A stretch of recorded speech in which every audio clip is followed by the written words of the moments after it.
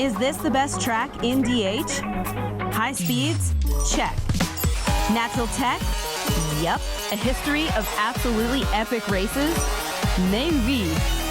Someone notorious for holding it wide open here in the French Alps is Miriam Nicole, and 2018 will be no different.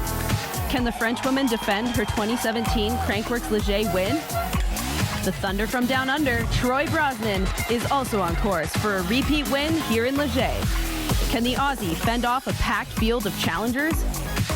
They say time is the only constant. And for the DH racers here in France, that means constantly pinned. Round 3 of the Crankworx World Tour, the Les Gets Downhill, streamed live on Crankworx.com. Grip it and rip it. Sam Blankensop. The 2018 Crankworx World Tour has started out to the liking of that man, to say the least. That has. He has come out swinging. He would win in Rotorua. He would also win at the Redwoods Downhill. So he's got 2 wins coming into Innsbruck. We saw him at Innsbruck. I mean, what a great ride, Cam. Sorry to butt in there. But he would go on to take second behind Danny Hart, but amass great points in the overall.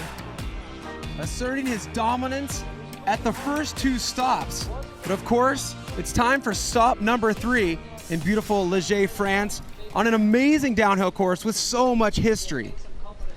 I just love this place. It has so much history. Back in 2004, we had the World Championship here, the famous one, where PD would go down to Fabian Rand. He would crash within sight of the finish. And before that, they've hosted World Cups. And I was so excited when we came back here. We had a rain-soaked race in 2016. Then in 2017, we had a dry race. And what a race it was, with Troy Brosnan taking down the title. The top riders in the world show up to this event. This is one of the favorite stops for all the top downhill racers, really close to Morzine, where they spend their time in between races on the World Cup season. So this is a race where we always have the top riders showing up on that start list. And this track is a big reason why, Andrew Needling. That it is. It is arguably, if not the best track in the world for downhill. It is one of the rawest tracks you'll see. What's great is they've gone old school. It's through the fast open slopes of the top of a ski run. Then they go into the woods, and then they come back onto the ski slope here to the finish, normally in front of a big crowd. It's just unbelievable, really. Well, less than a second was separated our men's field's top 3 last year, so you know it's going to be tight racing. They're hitting close to 70 kilometers an hour into the finish line corral. And take a look at our standings currently right now for the World Tour. Like we mentioned before, Sam Blankensop leading with an iron fist, but Danny Hart taking the win at the last stop is not too far behind. Yeah, Mick Hanna in third. We will see him in the field. Finn Isles, we'll see him in the field as well. So it is a great leaderboard there, but Sam Blankensop is really looking like he's going to amass some more points there. Well, there's a look at the World Tour overall standings, so you have an idea of who's probably going to be pretty expensive once you make your way over to fantasy.crankworx.com to build your team. Andrew, you built a team. Walk me through it. I did. Well, looking at the budget, I had money for Sam Blankensop. He's a sure bet. I would take some lower budget guys, not to say their skill level is any less, but they cost less, like Taylor Vernon, people like that. And then in the women, Emily Siegenthaler, she's medaled here before. I'm feeling pretty confident about my team. Well, if anybody knows how to build a fantasy team, it's got to be you. You're the expert out here. I'm your host, Cam McCall. Of course, this is Andrew Needling, a guy who is no stranger to the downhill track here at Les Gets, France. This place is kind of close to your heart, Andrew. Tell us why. It really is. I was lucky enough to do my very first World Cup as a junior here in Les Gets back in 2002. It sounds like I'm getting pretty old. I guess I am. It's a long time ago. But I just love coming back here. Most years, we'd have a little bit of a Europe stint where we'd have a break and we'd come to the biggest mountain bike playground probably in the world. 3 mountain bike dedicated lists. There are so many kilometers of trails here. It just is a great place to come, whether you're a World Cup downhiller or just an everyday guy that likes riding his bike. Well, something you like to say about this place is you could ride all day and never hit the same trail twice. But you've been out here riding this downhill track. You put a handful of laps on it. Let's check out a POV view of this course through the eyes of Andrew Needling. So it's an unbelievable start. In the distance, you'll see Mont Blanc on a clear day. But you are straight into it on this downhill track. You better be ready out the gate. First road gap. And I'm hearing that guys are doing up to 80 Ks an hour down this fast open ski slope. But what's great is it's raw, it's natural, it's really going to favor the guy that can stay off the brakes. Once you finish with the ski slope, you come into the woods here. Really, really good flow here, but you don't want to make too many mistakes here because it's all about linking your turns and carrying good exit speed. If you get a bit aggressive in 1 or 2 of the turns, you're going to mess up 3 or 4 that are after that. It joins back to the ski slopes. This is just one of the coolest tracks I've ever seen. You're within sight of the finish, and sports fans, pay attention to this section right here. That left-hander is where PD threw it all away back in 2004. You end with a road gap and down into the finish carousel, which hopefully you are cheered on by Doran fans. And hopefully your brakes are still working because, I mean, it's flat out the entire time. Rather than talking about the top speed on this track, it would be more interesting to talk about what the slowest is you go on this track, because it's pretty much flat out the whole way. And you don't have much time to stop before that finish corral, you know, before the track ends. 100% flat out. I'd say this is a pretty manly downhill course, wouldn't you say? That it is, but we're also going to see all the women out here, and they have, well, cojones of steel as well, because like you said, this track is super long, but it's so fast. The average speed is just ridiculous for a downhill track. It's dry, it's fast, it's loose cam. It's really going to favor the guy. Yes, skill, but you've got to have some balls out here today. Now, if you were going to weigh out the ratio of fitness versus just flat out guts and adrenaline, where would you weight it on this track? It seems like keeping your fingers away from those brake levers is where it's at if you can control your speed. Well, I'm glad you brought that up. But the guy that is not fit is going to suffer down the bottom of these straights, because yes, you don't want to use your brakes too much, but you've got to use them a little bit. And if you're fatigued and you're tired, you're going to grab onto those brakes and you're going to hit the anchors where you don't want to with fatigue. We got to mention that on these straightaways, it's a raw, untamed grass hill. There's holes, so arm pump definitely going to be a factor. It's going to be a huge factor, and we've seen a few guys switching over to 29-inch wheels, which we'll speak later in the broadcast. That's going to be interesting, and I just see that there's a really strong French field. I don't know if someone's going to be able to eclipse, but over to you, Cam. Well, it's the Crankworx Les Gets Downhill. The stage is set in the women's category. We're going to kick it off after the break. Stick around. We're trying to make a drivetrain that works better. We're trying to improve upon the things that we had done. Introducing the all-new SRAM GX Eagle drivetrain. No matter what kind of rider you are or the kind of terrain you might ride, Eagle is simply the best. GX Eagle drivetrains have a range of gears that rival or flat out beat most 2x systems. Engineered in Germany, made for the world. This is GX Eagle.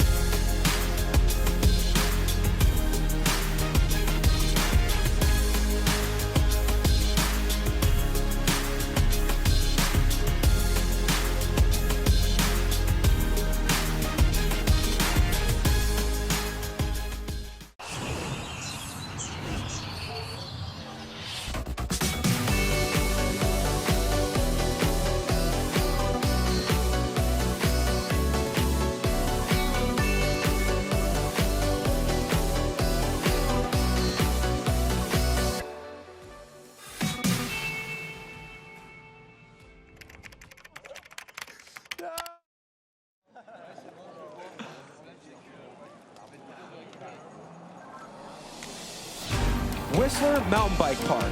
Love the feeling of being truly awake.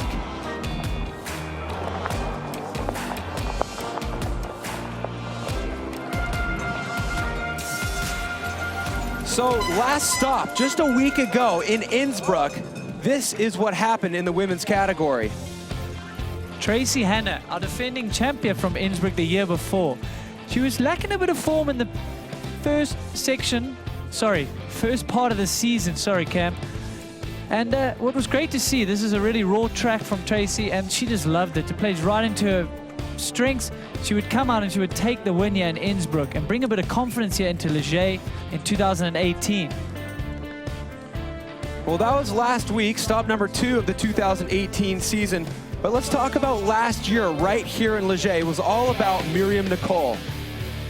That it was. In front of a home crowd here in France on the infamous and famous track here in Les Gets. She loves the track out here. It is raw, it is fast. Miriam Nicole rode a flawless race to take home that gold medal. So Tracy's going to have her work cut out today to take down Miriam Nicole because she's riding on great form coming into this race here in Les Gets. Well, of course, with Miriam Nicole being the returning champ from the 2017 season on this track, we'll see her dropping last. The first rider we'll see on course is none other than Casey Brown out of Canada. And then take a look at the other 5 women on our start list. And we haven't spoke about Rachel Atherton, who is an extreme favorite here. Not only Tracy Anna, not only Miriam Nicole, but Rachel Atherton has put her name in the hat here, and she's on great form coming off Leogang. Well, if you're not excited enough yet, this is the time to stand up and get ready. This is the Crankworx Les Gets Downhill, and it starts right now.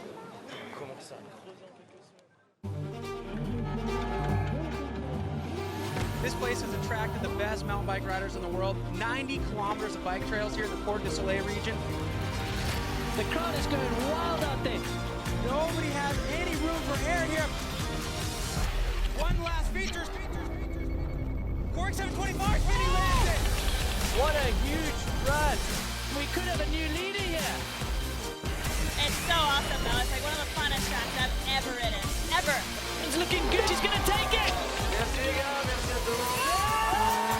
Oh, just barely too short. Dude, it doesn't get much better than that.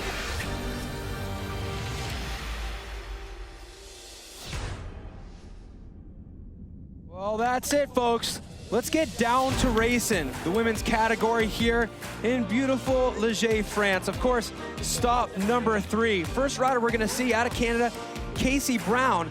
Now, we gotta explain to you, it's not about just this race. There's so much more at stake here. And Casey Brown, a rider who's competing in so many different events at all 4 stops of this amazing world tour. She's looking to get some of those points. Of course, looking to land on the podium here in Les Gets this year.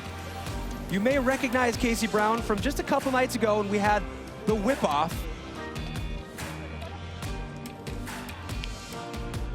But just a week ago, Casey Brown took home the gold in the whip-off. Here's some footage from how she did it.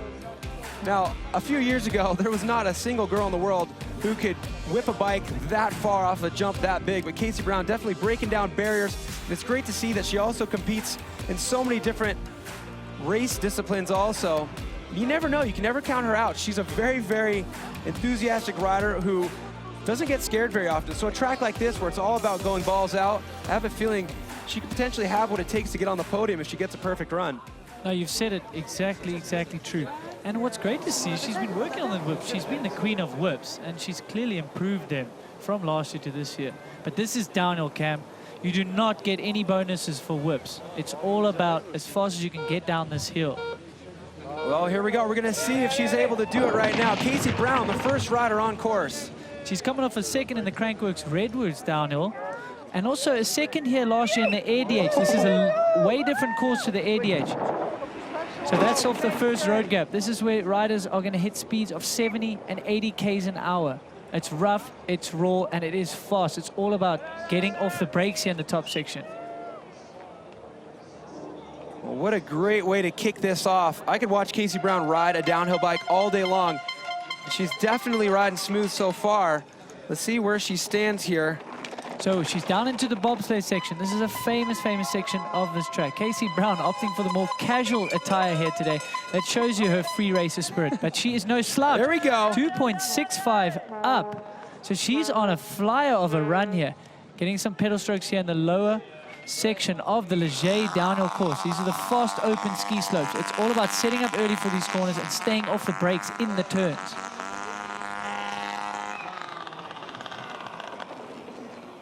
So Casey Brown looking very consistent, getting into her speed tuck.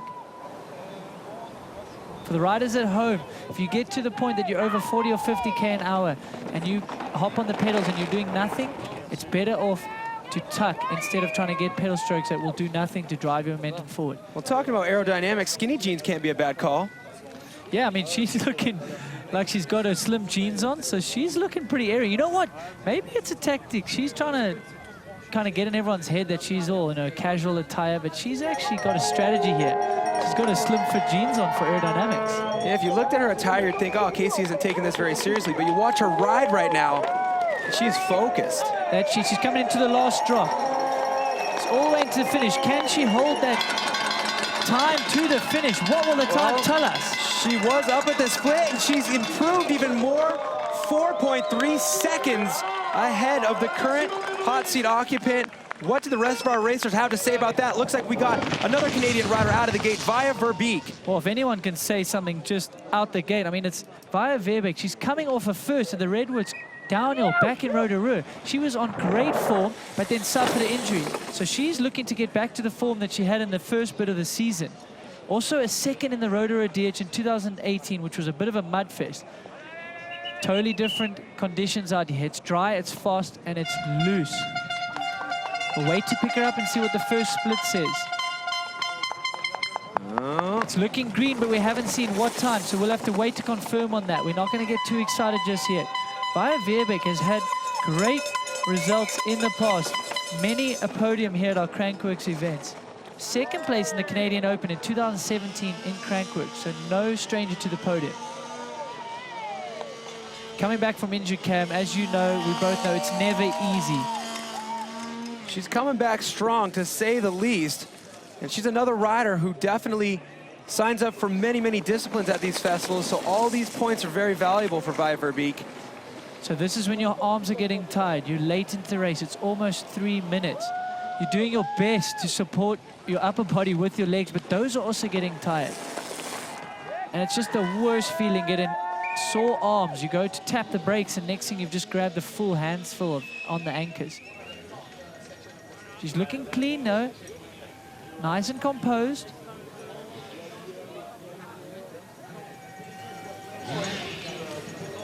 Via Verbeek out of Canada. Right now, our current leader, also a Canadian rider, Casey Brown. Now, it looks like Casey has already, Casey had a 3:32, and Via Verbeek's already at 3:35, so it's not going to be enough, but we're going to find out when she crosses this finish line, where she sits.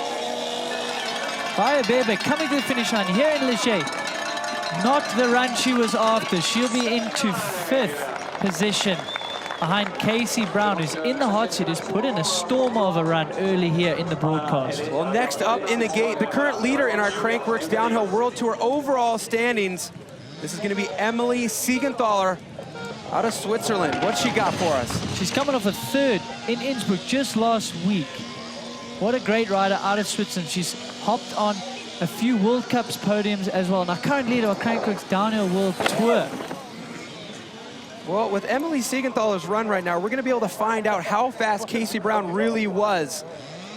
Now, she was a good 10 seconds ahead of Via Verbeek, but Emily Siegenthaler, of course, coming off of that 3rd place last week, will she have what it takes to knock Casey Brown off of that hot seat? Yeah, obviously very good in the mud and the slippery conditions coming from Switzerland. This is polar opposite. Taking that inside line there, the shortest distance around the turn, that looked clean though, and she might gain some time there. We haven't picked up a split yet on Emily though. Drifting in wide there on these fast off-camber turns. Also running wide there, but it's not the end of the world if you're carrying good speed. If you run a little bit wide, you can get back to the track. This is rough. Eyes on your screen. I've ridden this track. It is unbelievably rough. You're tired. Your arms are sore down the bottom here, and you've still got to navigate a few drops and some turns to the finish. Navigating the road trap clean. A little bit deep there. He's carrying good speed. What will the time? Oh! Looked like a bit of a drift there in the PD's turn. This is going to be close. Well, she's got less than 10 seconds to cross the finish line. If she wants to take the hot seat away from Casey Brown, will it be enough? It's going to be close. Emily Siegenthaler through the line, 0.08 ahead of Casey Brown. Emily Siegenthaler rolls into 1st place. Great run by Emily Siegenthaler. Now, of course, this next racer is not going to be a stranger to this terrain. From France, Marine Cabarrou. No, she was 7th here in Leger last year, coming off a 4th in Fort William, a 4th at the Croatia, the first round of the World Cup. So she's no stranger to the podium, let alone this track. So local French rider, Marine Cabarrou, will be fast on this track. There's no doubt about it. Most of the French here just love this track. They grew up riding raw, natural tracks. Other tracks have got a bit more bike parky, but not this one, not at all. Well, it's great to mix it up, too, have a great variety across all the stops in the Crankworx World Tour. This one definitely represents all-out speed. Little trouble at the split there for Marine. Casey's put in a stormer here, so lost 1.18 and then drifted further away from Casey. She's down 3.61. That is going to be next to impossible to bring back on the lower slopes of Leger here. With it being so fast, all the riders are within split seconds of each other here on the lower slopes. It's not that technical once you come out of the woods. Maribo, cooked on that Mondraker bike. Very consistent. Crossing line, putting some pedal strokes in. She's not going to give up. There's still podium spots up for the taking here from Marine Cabarrou. Emily Siegenthaler sitting in the hot seat, 3:32.85. The time is ticking away here for Marine. Sorry, earlier I did mention it was Casey, but she was so close. She's sitting in 2nd position. Yeah, only 0.08 of a second separating first and second place right now. Of course, Emily Siegenthaler, the occupant currently of that hot seat. So Marine wants to keep it clean. She can go into 3rd position now if she keeps it clean, pushes hard to the finish line. What's it going to be for Marine Cabarrou through the line with a time of 3:37.25? That puts her into 4th place. But take a look at who we have in the start gate right now. This is one of the best of all time, out of Great Britain, Rachel Atherton. You said it, Cam, the most decorated female DHer in our field. She's coming off a 1st in Leogang. We haven't seen her at many Crankworxes before. Her last appearance was back in 2015, where she did come out and she won it. She is literally the force to be reckoned with if she's feeling confident and if she's healthy. Injuries have plagued her career over the last few years. It's great to see her back on form. As of recently, the last World Cup, she took the win, but a lot of trouble with injury last season. And even if you're one of the best in the world, it's so incredibly difficult to come back, heal that injury, and also get your head in place where you have that confidence yet again. Are we going to see her back on full form here and take another Crankworx win? Sister to G. Atherton, we know she trains with her brothers. She's holding very good speed on these off-campers. She's a technically gifted rider. Pacing herself in Wales. There's unbelievable technical tracks that her brother Dan builds that they all ride together. Take a look at her head. Look how incredibly stable her head is. You're totally right, Cam. She's really focused on looking ahead, keeping her head still, and letting the bike move under her body. Well, I can't wait till we get a glimpse of this split time. We haven't picked up the split, but this is so fast. She's looking to beat a 3:32, and she's going to smash that time coming into the finish. The time is ticking away, but it's easy going to put her into the 1st position here. Rachel Atherton through the line just under 10 seconds ahead of Emily Siegenthaler. Right into that hot seat. Wow, that's going to be tough to beat. We are not surprised with a great run like that. Rachel Atherton. But it is not done yet, folks. We still have Tracy Hanna coming off a win last week in Innsbruck at the Crankworx World Tour, stop number 2. Tracy Hanna, lacking a bit of form in the early parts of the season, but she bounced back last week with a win. She loves it fast. She loves these natural tracks. Oh, she goes deep there, Cam. There's 2 kind of landings. There's a bit of a knuckle, and she's landed right on the top one. But if anyone likes fast tracks and really letting it hang out, it's Tracy Hanna. She appears to be pulling all the stops out right now, going incredibly deep on that step down. She's lost some time. She's 2.40 down on Rachel. Rachel has put an absolute stormer into the field here. Tracy Hanna. She's still medal positions here up for grabs. I'm not going to say it's all done, but it's a very tough ask to ask her to bring back 2 seconds. Opting for that inside line there. Very smooth. It's all about the mixture between trying to find the shortest distance around a turn and how much momentum you can take to the next section. Still smooth. Bit of a tall gear there, Trace. Coming into the lower slopes here. So she's 2.40. What is this going to do to the overall? Rachel has thrown her name in the mix here, but Tracy Hannah, let's keep it on 2 wheels. She can still slot into second position here with only one rider, French rider Miriam Nicole. Wow, what a run by Rachel. Tracy, has she been able to stay within touch? She was 2.4 down at the split. Time is ticking away into the finish area. Well, it's not going to be enough to take the win here for Tracy Hannah. She will not go back-to-back on stop 2 and 3, but she is sitting currently in second place with one more rider left to go. And that rider is none other than Miriam Nicole, the woman who won this race just a year ago. Take a look at our current standings. Rachel Atherton sitting comfortably in that hot seat. Tracy Hannah in second. Emily Siegenthaler currently in bronze medal position, but Miriam Nicole put 1.72 of a second on the competition just a year ago. Will she be able to repeat? It's going to be tough to knock that woman out of the hot seat right now. But we had a chance to catch up with our final rider in the women's field earlier. Take a look.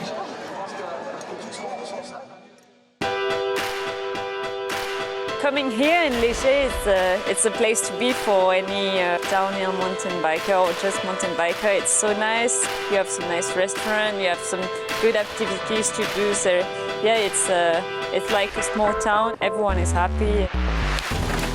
This is a race where last year changed my season. You know, I wasn't into it, and then I got here and I was so happy on my bike, and I won here.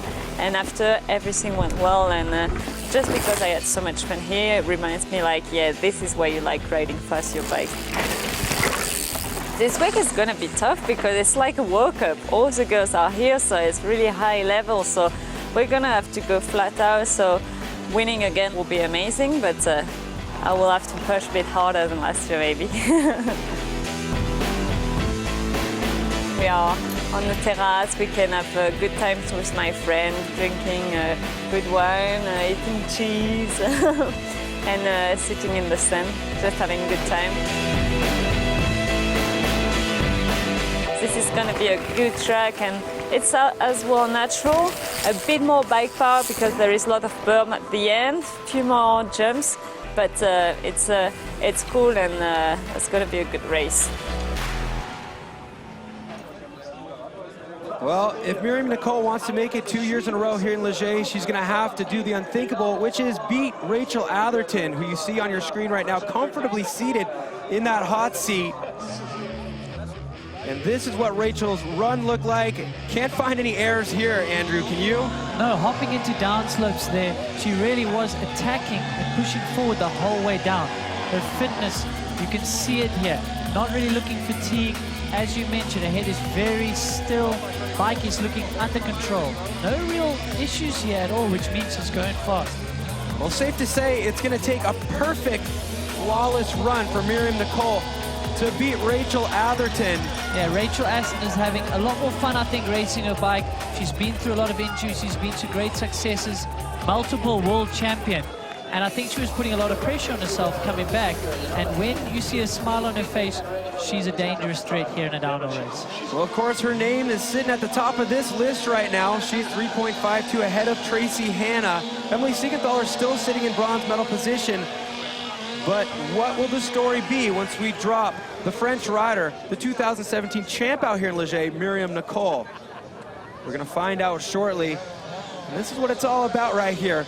Tight racing on this track. Yeah, can Miriam Nicole make it 2 for 2 here? She's our defending champ. Can she make it literally another win on home soil for herself?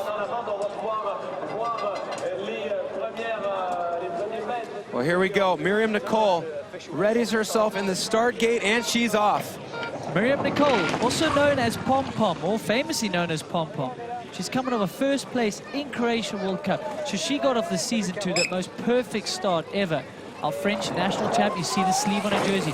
Also going deep there. She's on the common cell, and my word, has this bike been performing this year.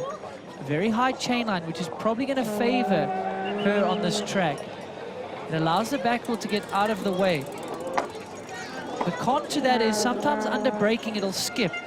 But if you're not on the brakes, this bike has been told to feel like a magic carpet. We're gonna get a split here, Needles. We're looking for the split. We haven't quite got it. What is it going to tell us? Rachel Atherton at the split, 2:13, 1-0. We haven't been given the first split, which high up on the slopes. I think this is just down. We normally get the split there. 1.77, so she is back, but still within touch. If she can push to the finish, she can claw some of this back. Miriam Nicole, can she defend here on home soil? She told us, got her season going last year. Opting for the wide line there. That is different to what Rachel Atherton did there. That sets you up a little bit late there going to the next left-hander. She's opted to drop a foot there. She feels she can stay off the brakes longer. Good on the pedal. She was in the right gear there. This is exciting, Cam. Can she defend on home soil?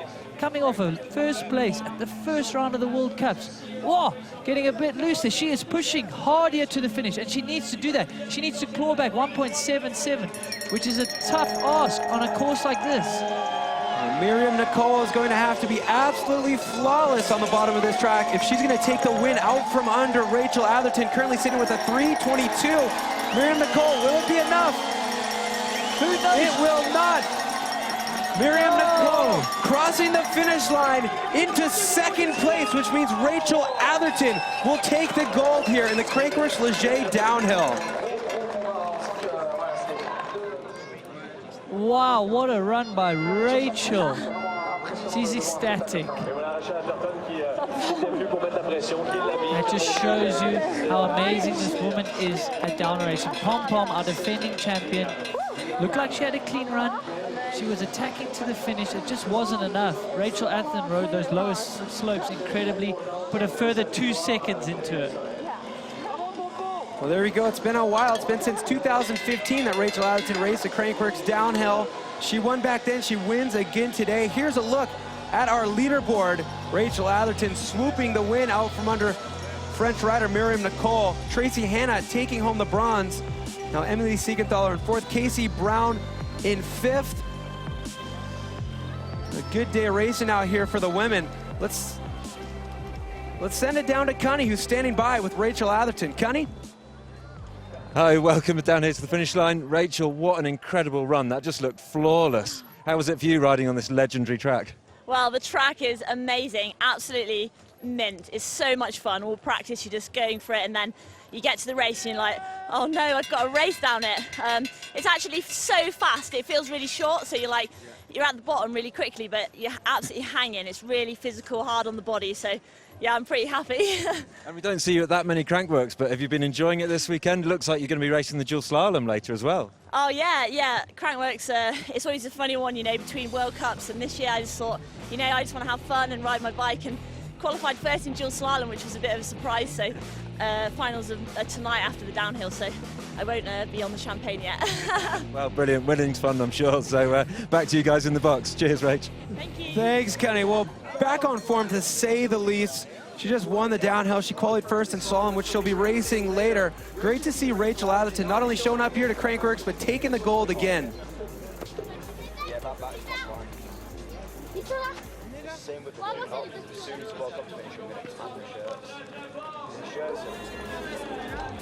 Well, there's a look at our final leaderboard. Maureen Cabreau in 7th.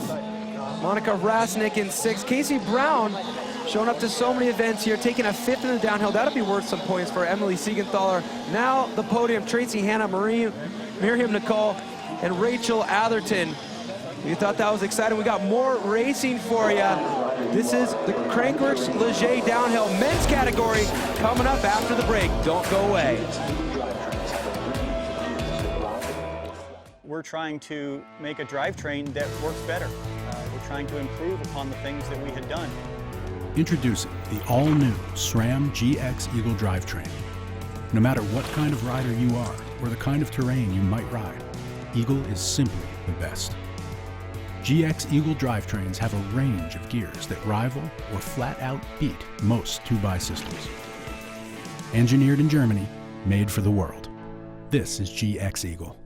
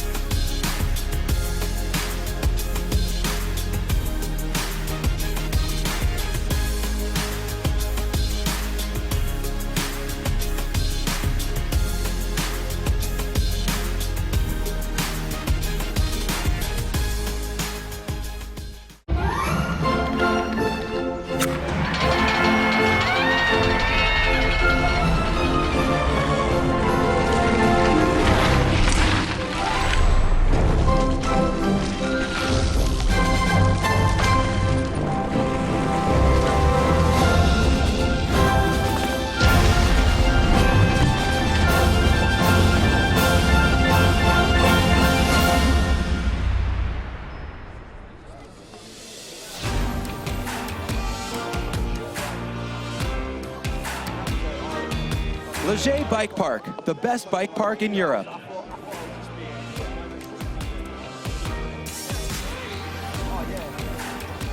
Well, back to in beautiful Les Gets.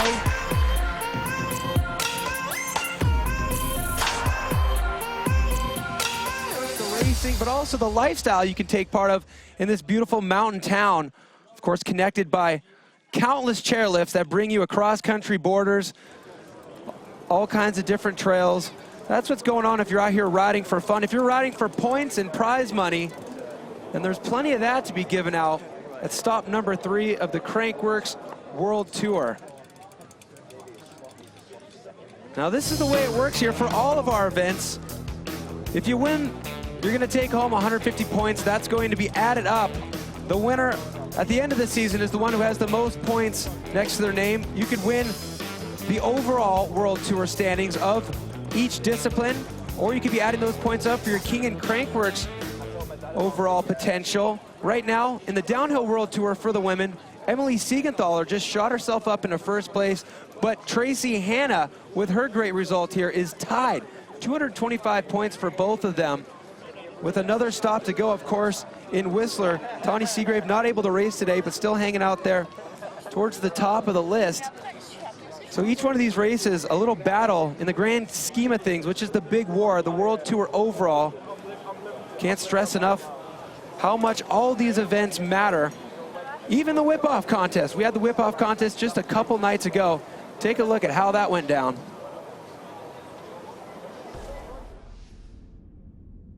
This morning I was like, no, I'm not gonna do it, but no, it worked. All my friends used to call me my gather, so yeah.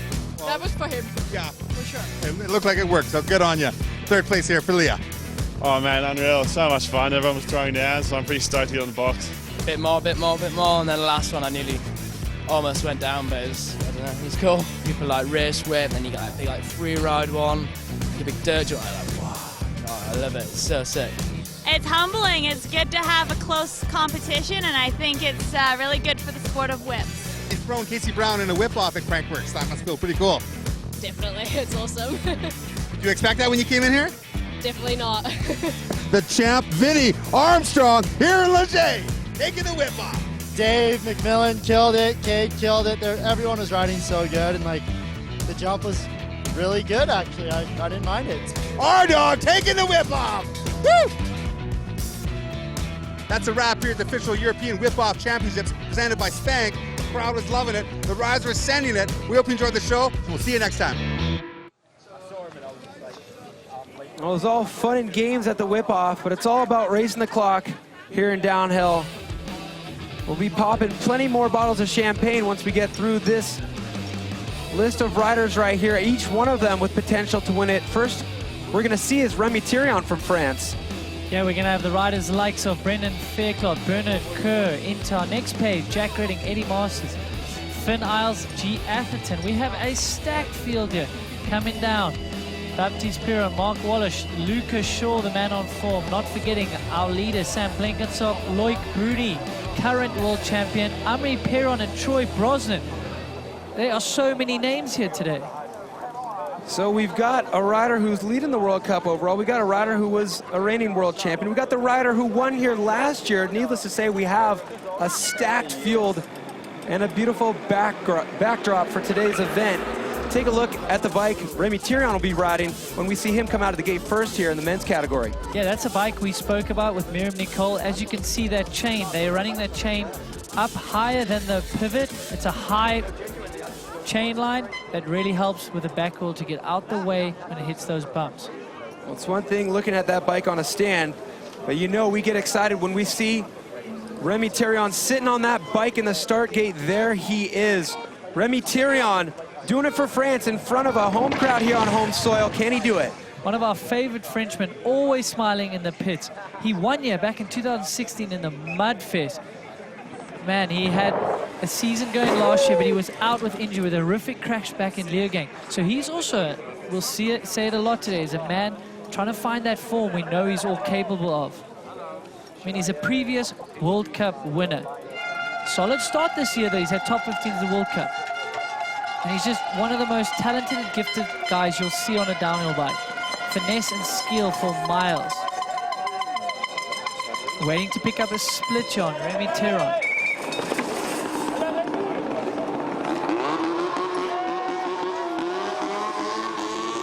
So Remy Thirion, one of many mans, will be clipped in today. We'll see a few on flat pedals. The man, Brendan Fairclough, he will be on flat. This course could be a place, yes, holding that nice and inside there. Holding very good space.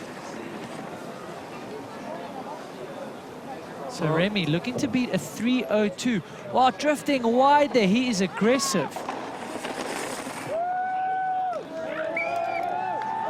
Thirion looking to beat a 3:02. We'll see what his split is here shortly. Thomas is Stack sitting in the hot seat right now with a time that is equal to the winning time from last year from Troy Brosnan. So already quick competition here before we started our broadcast. Not much of track left here with Remy Thirion coming over that last road gap. Oh, very clean through PD's corner. I'm going to call that PD's corner. So oh, Remy this is going to be close, but not enough though. Well, through the finish line, 2.18 back. Good enough for second place currently for France's Remy Thirion. Now next in the gate, out of Great Britain, Bernard Kerr, the guy who's definitely been putting in some good results the last couple seasons, but some injuries he's had to overcome as well. That he has, but he's bounced back nicely with a 5th at Innsbruck. This track is so fast and raw. In 2015, King of Crankworx, a very all-round rider.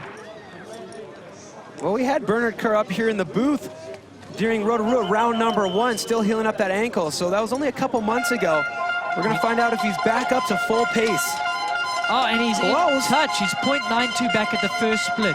So that's after the fast slopes of the Leger Mountain. And he's coming into the trees, the more technical side of this track.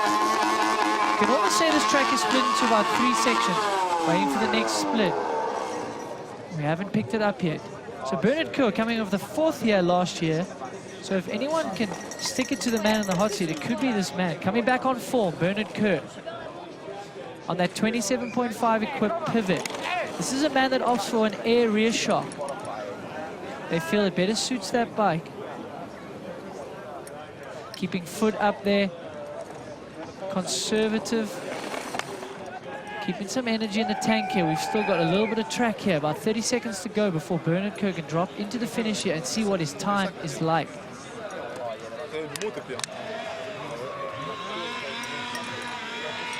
South 2015 going deep there. A little bit late before that road gap. Oh, going deep talk as about well. going deep. Committed here to the finish. Current leader, Thomas is 3:02. Bernie is down on this He's going to have to cross that finish line quick if he wants to take that lead. It's not going to be enough for Bernard Kerr. He goes into third place, 2.67 back.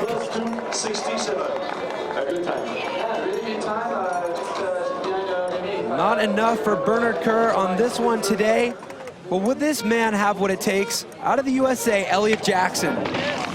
If there's another man that will be smiling in the pits, it's this man. Always smile, always having a good time. But don't let that fool you. When this guy puts on his helmet, puts those goggles on, it's all serious.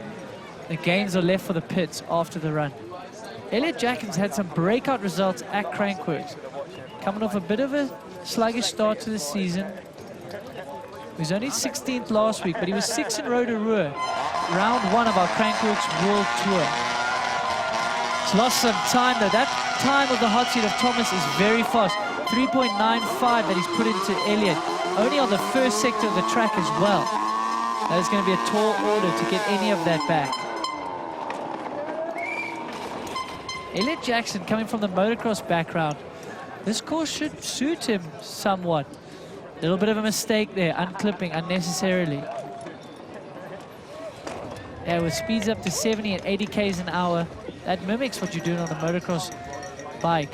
Things will be coming up to you quickly. Going foot out there. Yeah, he is. He's getting aggressive. Foot out can work, but often you're going to lose more traction because it's tough to keep the weight on that corner edge of your tire. He's doing it all directions, right-handers, left-handers, opting for the foot out technique. Explain why would you go for that right there? I mean, you come from the motocross background. Very motocross background, exactly that. He's feeling he can get more aggressive, try lay off the brakes, but the problem is when you don't have both feet on the pedal, you can't weight that edge of the tire, so sometimes you lose traction, and when you lose too much traction, you lose speed. So it's a bit of a gamble, but it can be fast if you don't lose the traction. Well, it looks like Thomas and Stack put in a heater of a time. Of course, it's the same time we saw win the race last year. Something tells me it's not going to be enough today to take the entire field. But look at this, he dodges another bullet in the form of Elliot Jackson. Elliot goes into 44th place. Take a look, there he is right there, our current leader, Thomas Stack. Loving the feel of being in first place right now, but he's gonna have to dodge yet another bullet in the form of Great Britain's Brendan Fairclough. Brendan Fairclough. Interesting, this week he's been testing the 29ers on their new prototype Scott. He's decided to stick with them and give them a go here in the race. He's got fans all around the world, and as you can hear, right on track. Brendan Fairclough hopped on many a World Cup podium in his life, even as a junior. He will love this fast and raw track. I know he's been having a lot of fun in practice, but I can say with good authority, he's not happy with his current form and some of the results he's been putting down. We're hopefully going to get a split here. It looks to be he's lost 1 second at the top, but that's not a lot. He can bring that back. So Brendan Fairclough, equipped on the 29-inch wheels, decided to race those and see what they like. Inside line. One of the few riders left on flat pedals after Sam Hill made them so famous. Oh, holding very good speed there. Keeping the traction alive, even though he had his foot off the pedal. So Brendan Fairclough, one of the most likable, talented men on a bike. But don't let that fool you. Like I said with Elliot, this man is super competitive. That's why he is still out here. He wants to get back to that podium position that he knows. Had a podium here back in 2016 in the rain-soaked race that we had here on the slopes of Leger. It's through Petey's corner. Oh, he's going to have to cross the finish line pretty quick if he's going to knock Thomas Stack off the top step of the podium. Unbelievable time here. He's taking down some really big hitters here. Well, Thomas Stack, his time holding up against some very, very heavy hitters right now. Brendan Fairclough not having what it takes to knock Stack out of the hot seat. But Faustin Figueret out of France, will he have what it takes? Had a good showing here the last few years. Yeah, he's one of the many 9 guys that you're going to see on your broadcast, but 10 actually, because Thomas Estak is in the broadcast sitting on the hot seat. Local French riders. This is amazing to see the French riders here on home soil. Oh, look at that! And he is up. As we would come to expect, these French riders are fast on home soil. They know this mountain well. Fast and Figuered, one of the tallest riders here that you'll see today. He's done a little bit of bike setup. I know he's a rider that needs to raise his bars the steeper the course gets. He's on a big bike. He's coming over first at the IXS Downhill Cup in Villigen. 10th place here last year. So he's no slouch on this track here in Leger. Now on a track like this, wow, Andrew, he is aggressive. Do you feel like it's an advantage to be a tall rider on a track like this? Look, it really, really all depends. We had this short man himself, Troy Brosnan, take the win. It really doesn't always play into your favor, be too tall and lanky. You're going to have more weight to stop on these steep slopes. That can be a tough one to manage. Bike looks like it's working well, though. He's within touch here. Very aggressive. Did he lose some time there, drifting out in that turn, though? By the looks of things, you're going to have to be on the edge if you're going to knock Thomas Estak out of that hot seat. You absolutely are. You're going to have to really, really get aggressive down these low slope. This is going to be closer. Force and Figuered had a good showing here last year, but this is going to be even better, I think, this year. Oh, it's going to be close, but not enough for Faustin Figuered. Good enough for 4th place, 2.76 back, as Thomas Estak gets comfortable.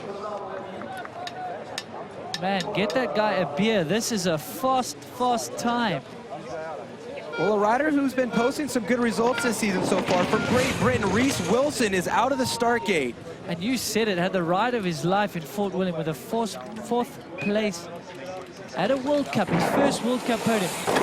Going deep there. So you know he's going to be riding high on confidence. We've seen him at the Crankworx events before. Not posted any podiums to date. Can today be the day that he jumps on the podium here in Leger, France, at round 3 of a Crankworx World Tour? What will the split tell him? Ah, he's lost 1.28. He's within touch, though. You can make that up on these bottom slopes, but you've got to be aggressive. You've got to roll the dice. There's a fine line between going fast and losing traction and losing time here. So the mud from years previous has helped bank up some of these turns. It's a very, very fun course to ride. But to race, it's a whole different animal. Very clean through there. That's holding good speed. Now he needs to get back online to set up for this long, drifty left-hander. That was fast. That was fast. Can he pull back any time here, Cam? Well, he was behind. It's going to take a perfect run here at the middle section of the course if he's going to have what it takes to knock out Thomas Estak, who's just been dodging bullet after bullet, like a country western movie where nobody seems to be able to hit each other with those 6-shooters. No, not at all. Reese Wilson, teammates with Thomas Estak, so they're on the same bike, same equipment. Pretty level playing field, yeah. Maybe they've been training together. This is fast, but it's not going to be quite enough. Thomas Estak has put a flyer into the field here in Leger, going down earlier than all these men. Reese Wilson, yet another rider who does not have what it takes to beat that 302.41 from Thomas Estak. A big old smile on his face. We might as well focus our attention back up to the top of the course and let another rider have a shot at Thomas Estak. This is going to be Alexandre Fayot. Another Frenchman on home soil. Alex Fayot, the young Frenchman that blew onto the scene with a win. The rain-soaked Lords, but let's not take anything away from that ride on that day. He lay it all on the line in the dry. It would have been a podium run without the rain. Great riding technique and style. He really, really drives his heel into the ground, keeps that bike stable. This will be a man to watch in the future if he keeps it together. He's lost a bit of time, but he's exciting to watch. Really smooths out the tracks with the way he hops his bike and moves his bike around. No slouch on a motocross bike. I know he uses that for training. Oh, that's going to be even more time lost. What is going on there? Fayot. Do we have a problem with the bike? It doesn't look like it. Looks like he's just lost traction going into that turn. Looked like he sat up for a bit. Maybe he's had some mistakes high up on the track. We pick him here on the lower slopes of Leger, the famous downhill that hosted the 2004 World Championships, where none other than Frenchman Fabien Barrel would go on to win. Petey, up at the last split, would go down and crash within sight of the finish. Alex Fiolo had a crash here last year in that very turn. He's kept it upright though. He was on a flyer last year, threw it all away. Alex Fiolo has gone back to the coil spring here on that Polygon bike. I know he's been riding air shock. He obviously wants a little bit more traction. Coil spring for riders at home will give you a little bit more traction in the consecutive bumps that he's going to hit on this track. Well, there he is. Thomas is Stack. Now, he did have a 4th place on this course just 2 years ago at Crankworx Les Gets. Top result, the 16th at Fort William a few years ago in the World Cup Series. But dodging so many bullets, can't say it enough. And Jack Redding on track here. A man that uses a lot of body English when he rides. You know this man is on a race run when you see him. Competes in a lot of Crankworx events. We see him in Whistler a lot. Coming off 24th last week in Innsbruck. Puts a lot of effort in, builds his own team. What is the split going to take? He's within touch though, 1.28. Lost a bit of time on the highest slopes. Man, Cam Thomas's time is going to be tough to beat. I know we've got a lot of heavy hitters to come, but that time is going to be very, very competitive. Now you'd say Thomas's Stack must have done something special up top, but he must have just had a perfect run top to bottom, because we're not even seeing any of these riders who are close Jack up top. is late there. That is going to cost him a lot of time, going very late out of that left-hander. Yeah, Thomas must have put in an absolute calculated and clean run here. What we've been seeing so far is riders who are kind of close at the top just keep getting further and further away as they make their way down. Jack Redding, very late there, losing a little bit more time. Oh, dropping inside into that left-hander, opting to stay out of the bumps. Also a risky strategy, because if you hop in late, sometimes you miss that rut and you'll blow the turn. Sometimes it's better just to stay in the bumps and know that you're going to make the turn. Well, Jack Redding is going to need a time machine if he's going to knock Thomas's Stack out of the hot seat. Through the finish line with a time of 3:09.29, good enough for 12th place. Well, next racer in the gate out of New Zealand, always entertaining, Ed Masters. Eddie Masters, your 2017 New Zealand national champion. Eddie Masters has opted back to the 27.5 carbon machine that Pivot has. He found that his 29-inch prototype was maybe a little bit short on the reach for him for a track like this. This track is fast.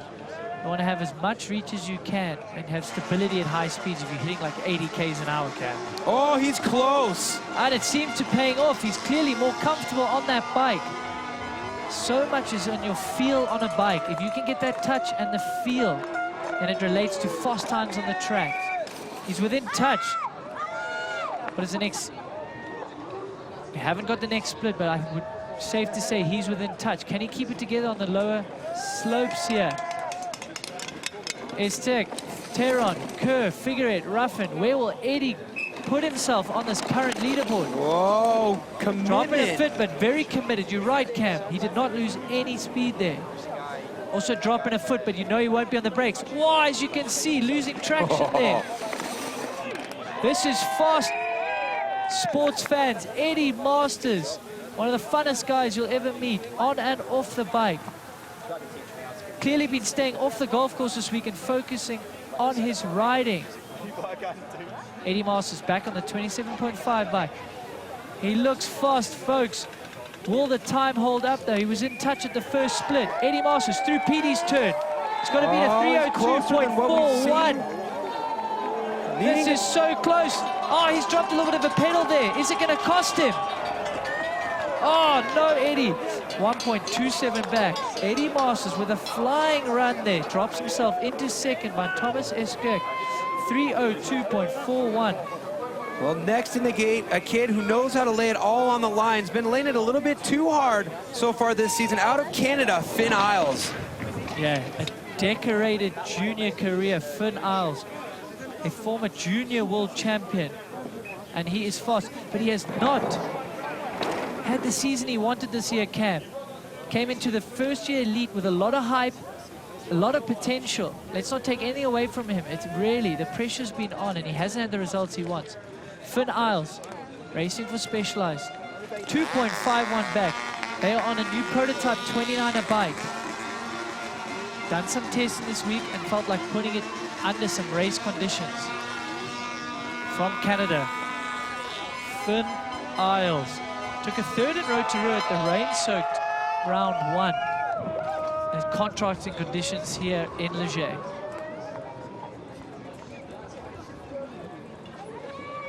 Finn Isles, of course, known for his success in the junior category, smashing the competition the last few seasons. But don't forget, when he was a little kid, he won the whip-off in Whistler. Yeah, they gave him a special entry there. He wasn't even old enough. But when everyone saw what he could do, they gave him an entry to the whip-off. So he burst onto the scene in Whistler, a resident of Whistler. Formerly a top-fledged skiing racer. And apparently he came to his parents and eventually said, you know what? I'm mountain biking. I'm done with skiing, having more fun on my bike, and wow, did it pay off for him and the family. The youngster Finn Isles stepping up into the elite category, riding alongside Loic Bruni, who we will see later on that new prototype 29-inch wheel Specialized. Well, Finn Isles entering the final section of the course. It's not going to be enough to take the lead out from under Thomas's stack, but will it be enough for a podium? He's drifting back. The time is ticking on. Not the finish he would have wanted. Finn Isles through the finish line. He must have had some problems up there in the top, into 25th place. But let's get excited. A rider who's had 2 world championships under his belt in the past, Great Britain's G. Atherton. This man needs no introduction. As you said, 2-time world champion. G. Atherton, big injury last year, and he's struggling to find the form that we all know he's capable of. G. Atherton has also been testing 29-inch wheels, and he has opted to race them here today. This can play into his favor, offering him maybe a little bit more traction on those fast slopes. Where there'll be a bit of a drawback is here in the tighter sections of Leger. We're not picking up a split just yet. G. Atherton, if a man can bounce back from injury, it is this man. We've seen some big crashes from him. And back he comes. Oh, a little bit late on the turn, and that is a mistake. That is a bad mistake. He's lost huge time there. Is there a problem with the tire or the bike? No, he just pushes too hard. Very late on the braking into the left-hander. And that's the problem you'll have. Get too aggressive in these lower slopes and you're going to mess up 3 or 4 turns after that. G. Atherton from Great Britain. His sister took the win in the female category earlier today. G. Atherton desperate to get back to that winning form that we all know he's capable of. Can't be easy coming back from injury and not placing where you want to place and where you know you can be. One of the hardest working men on the circuit. And he is back. This is not going to be what he wanted today. A little bit back on the time of Thomas. And what a run by Thomas in the hot seat. G. Atherton. Well, great to see G. Atherton back on the racetrack, but unfortunately not back on the hot seat. Good enough for 10th place. But we need to learn some more about this man right here, Thomas's stack. And for that, we'll send it down to Cunny. Hey, I'm just here down at the finish line with Thomas's stack. That's been an incredible run you've had there. You're holding off a lot of stiff competition. Yeah, I'm very happy with that. I don't think I will make it. I did a good run. I take my good line. I don't make some mistake, and I'm happy with that. Very happy. The track is like so rough, and yeah, I'm very happy to do that in France, in Leger. Yeah, it's a good place for me. Well done, and we hope you hold on to this hot seat a little bit longer. Cheers. Well, thank you, Cunny. Who can knock the candy out of this pinata full of candy? Thomas's stack right now taking so many blows from the baseball bat. Rupert Chapman from New Zealand, does he have what it takes to make it rain candy? Well, he's over a second back at the first split. Rupert Chapman didn't feel great last week in Innsbruck, had a big crash in practice, chose to take it easy in the race. This looks more like the Chapman we know. Former 2016 New Zealand national champ. This is really the man that we like to see on track. We like to see Rupert aggressive. Man that spends a lot of time in Queenstown the off-season, as does Eddie Masters, getting a lot of bike time. He stayed on the 29er pivot bike. And it's not a negative to say a guy's gone from a 29 to 27 or vice versa. What you're seeing is our guys are really trying to establish what is better for their riding style, their size, and their technique. So Rupert Chapman. Whoa, going very deep there. That road gap is a little bit shorter than what the riders would like, Cam. Going through Petey's corner here. He's just got to navigate the last road gap, and then you're basically into the finish area. Very respectable time. Rupert Chapman, not going to be enough for him either. He's outside the top time. 5.83 back, good enough for 12th position.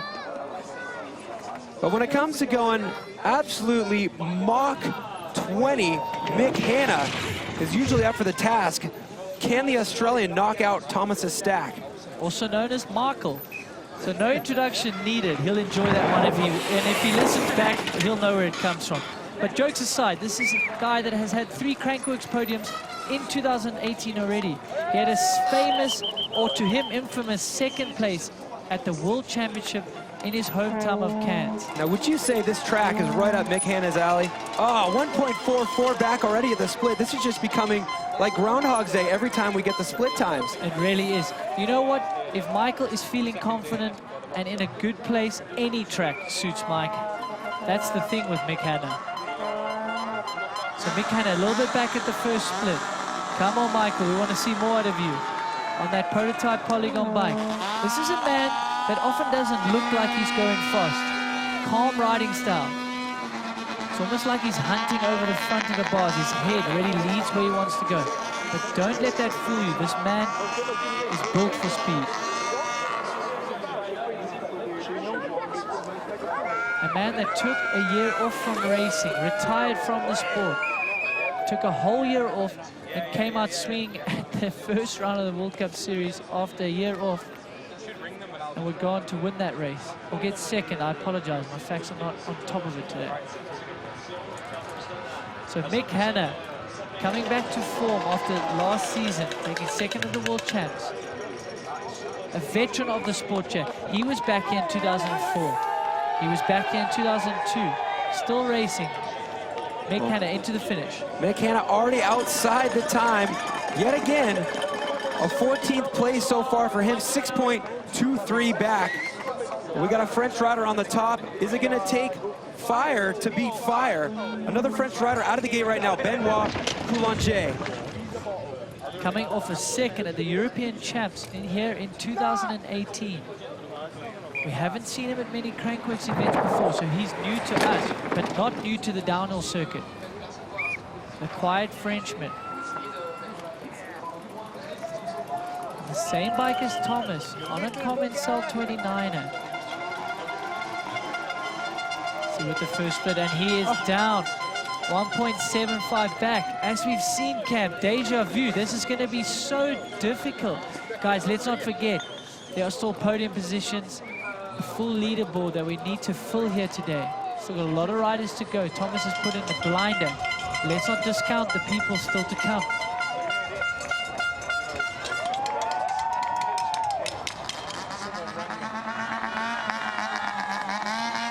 Very different riding style to some of the guys we'll see. Quite low, hunched over the bike.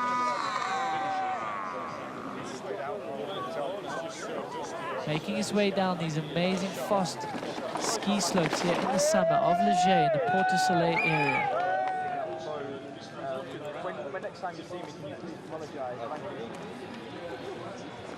Wow, opting for that outside bumpy line, but holding very good speed through there. Over the road gap. Thomas Esteban, 3:02.41. So far, Ed Masters, the closest to Thomas's stack so far.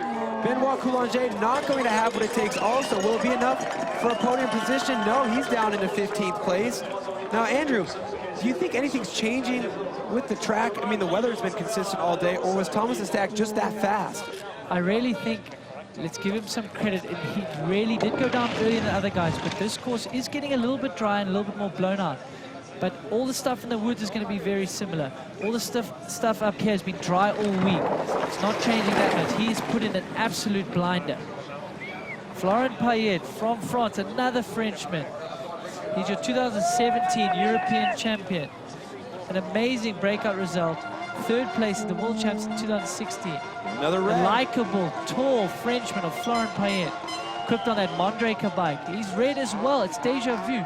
Thomas has put in a blinder, as we said. Florent Payet resides in Reunion Island. Oh, a little mistake there for Florent Payet. Thomas the Stack basically making it so none of these riders have any room for error. You see he was back by 1.21 at the first split. A visible mistake. Gonna have a lot of ground to make up if he's gonna even want to get into one of those top 3 spots. And he is coming for 7th place here in 2016. So he knows these slopes well. He's ridden well here in the past. But Thomas has really just unexpectedly just put in an absolute blinder. Taking down big name after big name. Is that time going to hold up? Can he take home a medal, or one better, even take home the gold medal? Florent Payet. What will the time tell us when he comes into the finish? He is down on Thomas Estak. 3:02 that he needs to beat. Another rider across the finish line, this time Florent Payet. Not enough, good enough for 7th place, back by 4.3.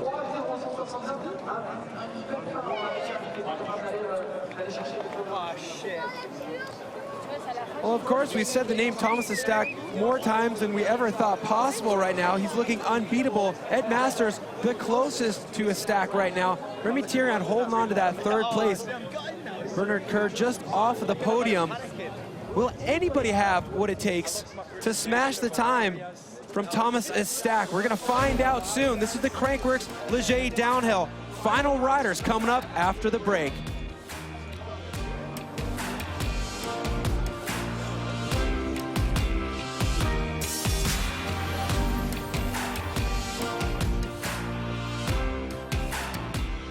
We're trying to make a drivetrain that works better. We're trying to improve upon the things that we had done. Introducing the all-new SRAM GX Eagle drivetrain. No matter what kind of rider you are or the kind of terrain you might ride, Eagle is simply the best. GX Eagle drivetrains have a range of gears that rival or flat out beat most 2x systems. Engineered in Germany, made for the world. This is GX Eagle.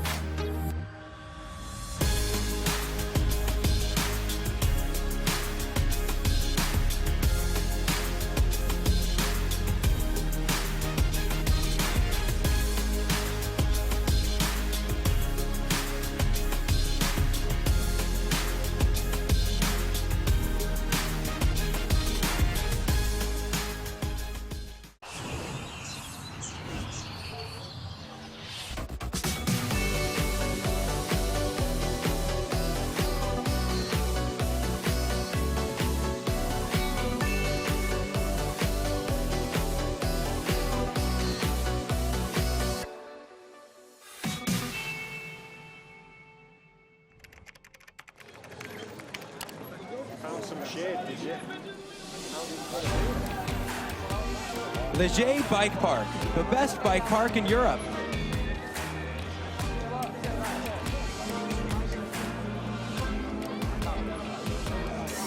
Now, if you're curious what this bike park is all about, or maybe why you should come visit, take a look. We're going to take you from a satellite view, zoom all the way down into this nice European village, a spot that is very important these days for recreational mountain biking, but a spot that's also very important in the world of competitive downhill racing, Andrew. That it is. This plays host to many a World Cup racer, Crankworx racer.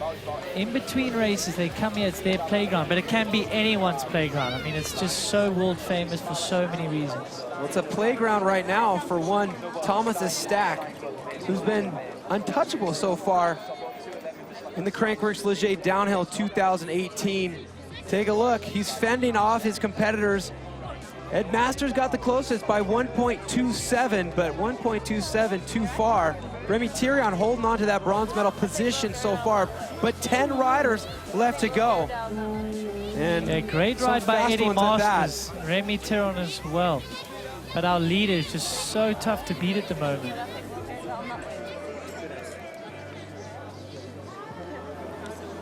Well, we got a whole lot more fast racers to come, 10 to be specific. For more on that, let's hear from Cunny.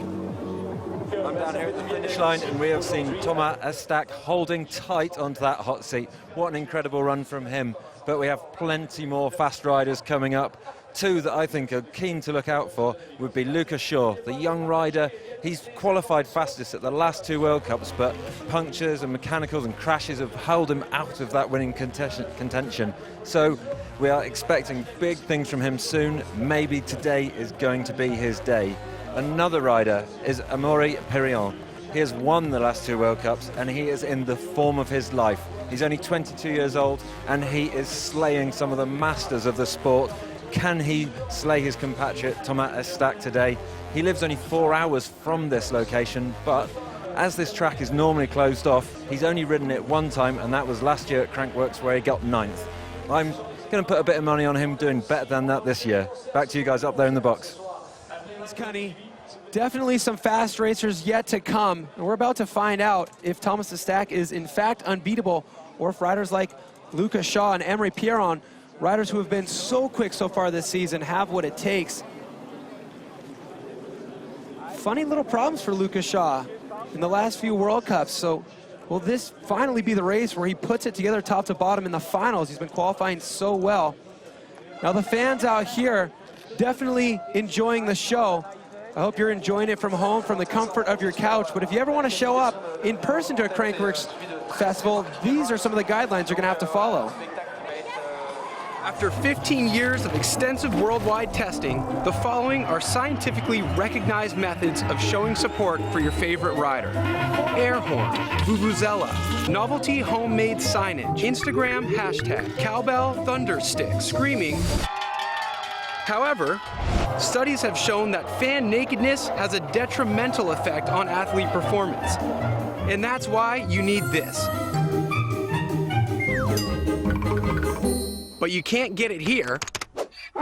It's only available on site at the best mountain bike destinations on planet Earth.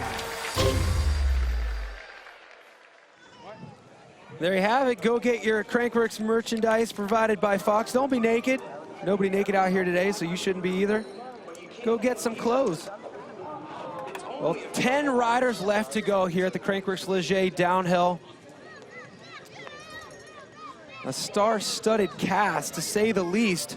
And if this course is, sorry Cam, if this course is going to give you arm pump, what about Thomas Esk hanging onto that hot seat for so long? He must have arm pump just sitting at the bottom, hanging tight, because he's got 10 more riders to dodge, and he could have a gold medal here today. Can somebody bring him a pillow, a thermarest, something? His rear end's got to be getting sore sitting on that hardwood hot seat. We got to get somebody fanning him, feeding him grapes. He's earned that position on the hot seat.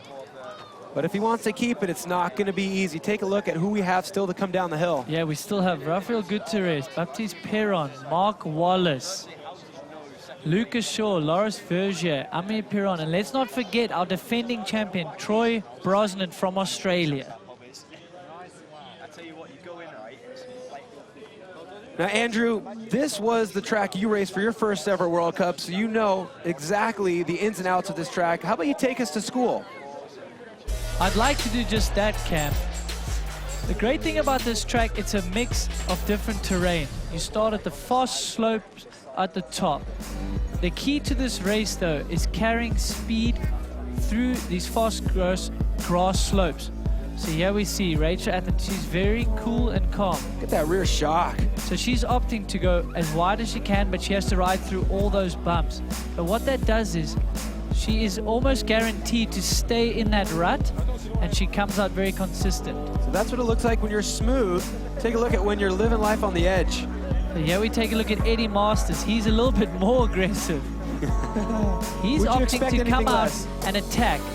I do like this tactic because you're obviously going to come in as hard as you can. You're going to drop the foot. You can brake less. However, when the back wheel breaks out like that, you start losing speed. So there's two different techniques. Necessarily efficient, You've got the efficient, conservative Rachel Atherton technique, or you hang it out all on the line and hope that you don't lose too much traction and too much time the way Eddie Masters did it. Well, it definitely paid off for Ed Masters, hanging it all out there. He was only 1.27 behind Thomas's stack. But right now, the last 10 riders is a stacked field. He's not looking nervous. He's feeling confident with that time right now. 3:02, the same time we saw win here last year. The man who took that gold medal was Troy Brosnan. He'll be dropping last today in honor of his win last year.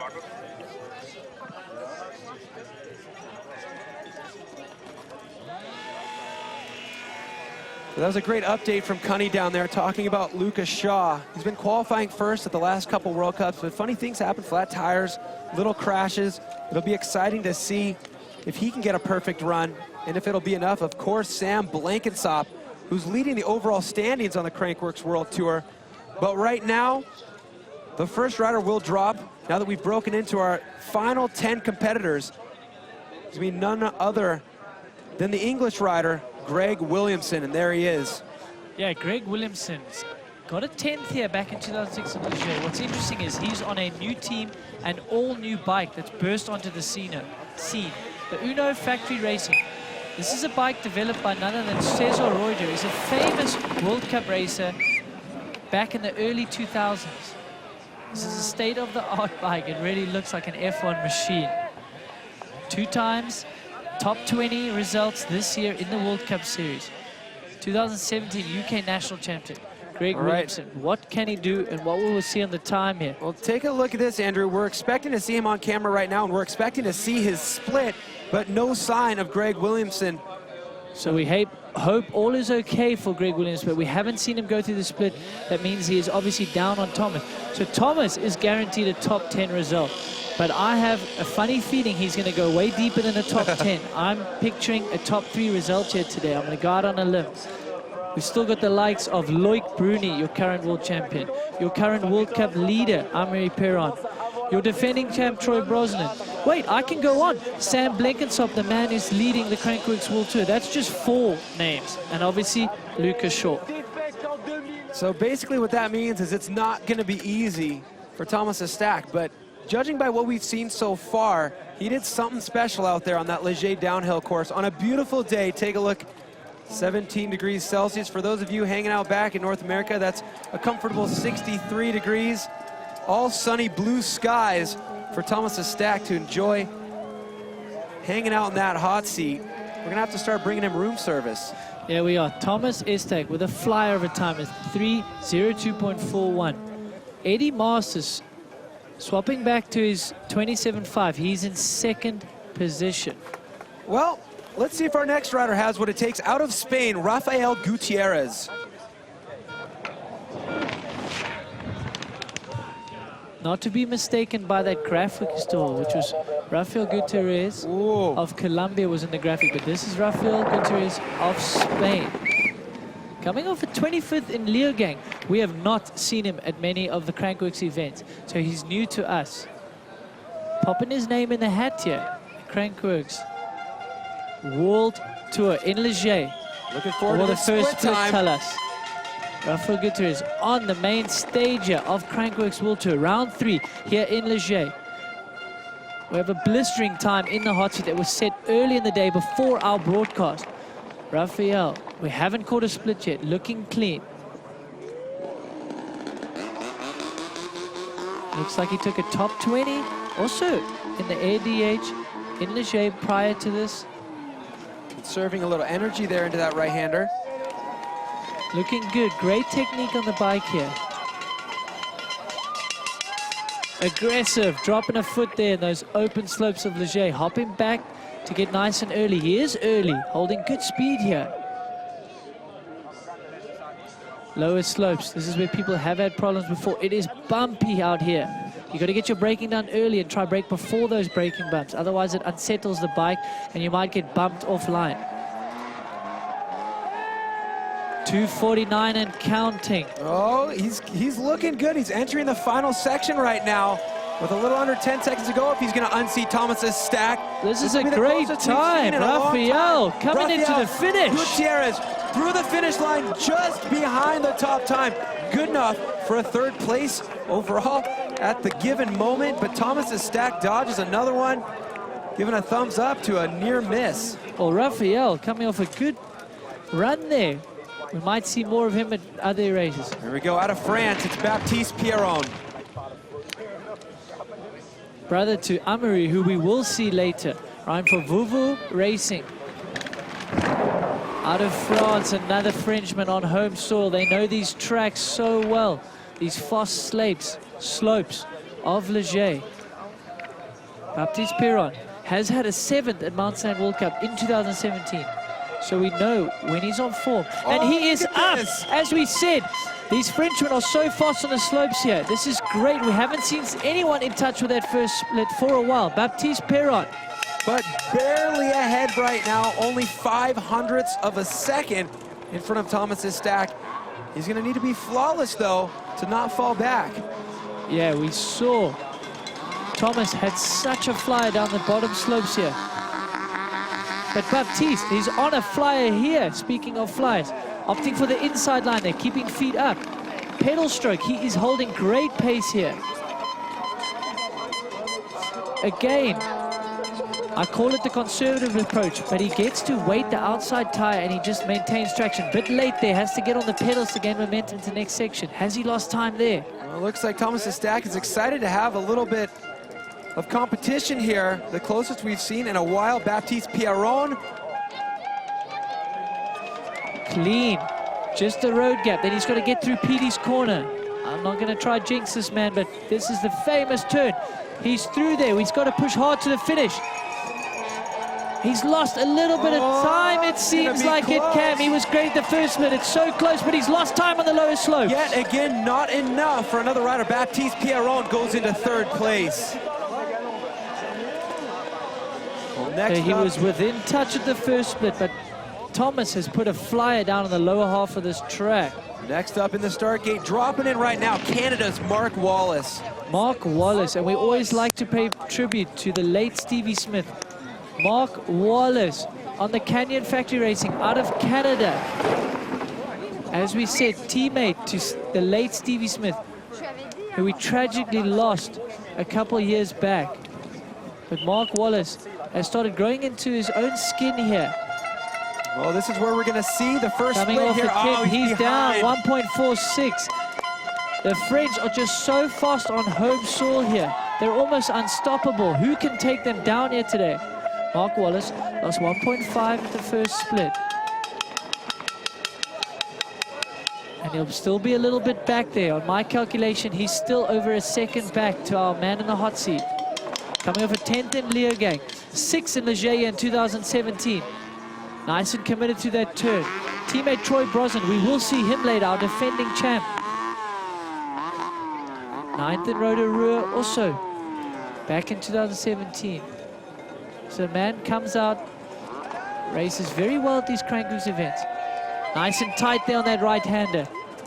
That's the racing line you want to be on. Right now he's going to have to beat a 3.03 if he wants to get into podium position, currently held by Baptiste Pierron. Mark Wallace, an efficient, quiet rider on the bike.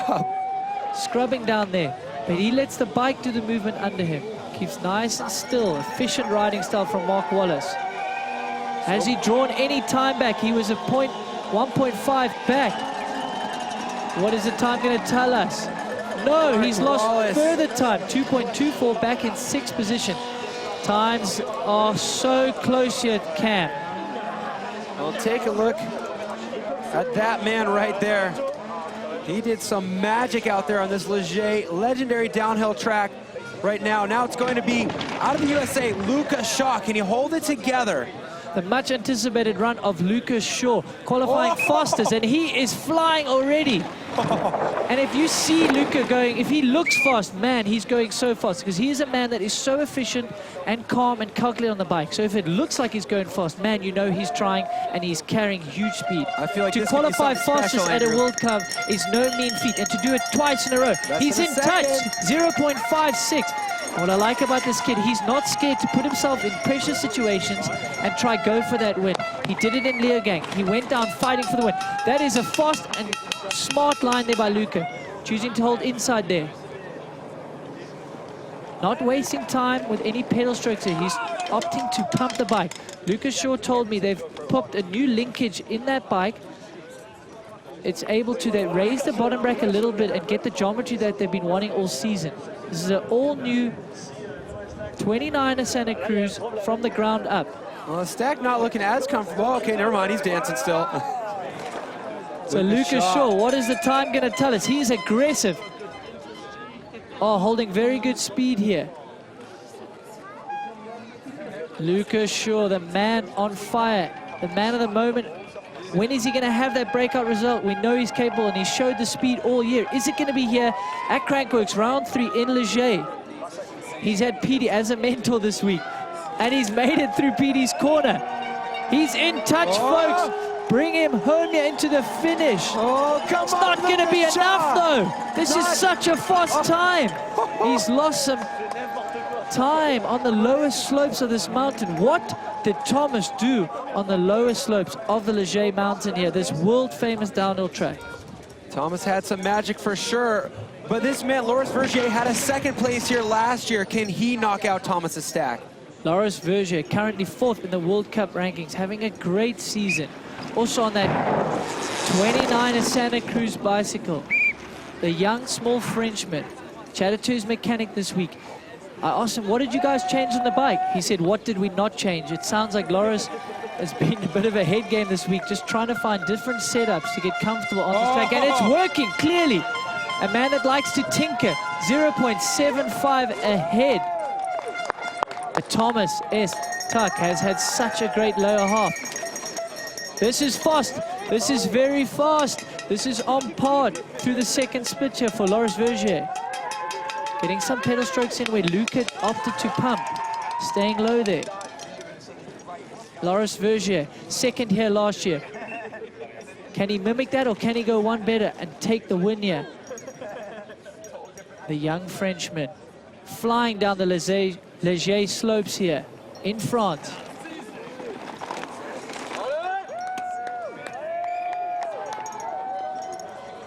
Has all those changes in setup and on his bike. Are they going to pay off today? They certainly were on the top half of this track. Oh, he looks clean and consistent. Cam, what is the time going to tell us? Is Loris Vergier going to be able to get ahead of Thomas Estak, who's had the most flyer run? This looks good. Oh, Loris Vergier. He's in touch. It looks like he's put some time down here on the bottom. He's going to do it, Cam! Loris Vergier into the hot seat by 1.22. And the crowd goes absolutely wild for this young rider.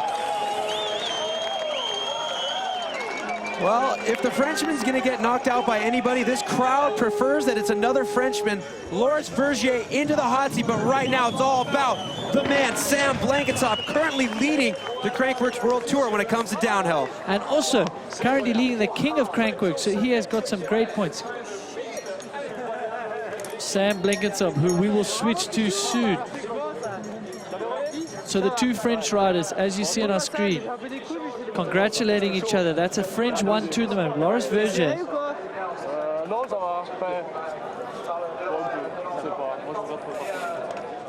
We'll take a look back at some of the replays. This is Loris Vergier just knocking Thomas Estak out of the hot seat. Loris Vergier, the cool, calm, and collected Frenchman.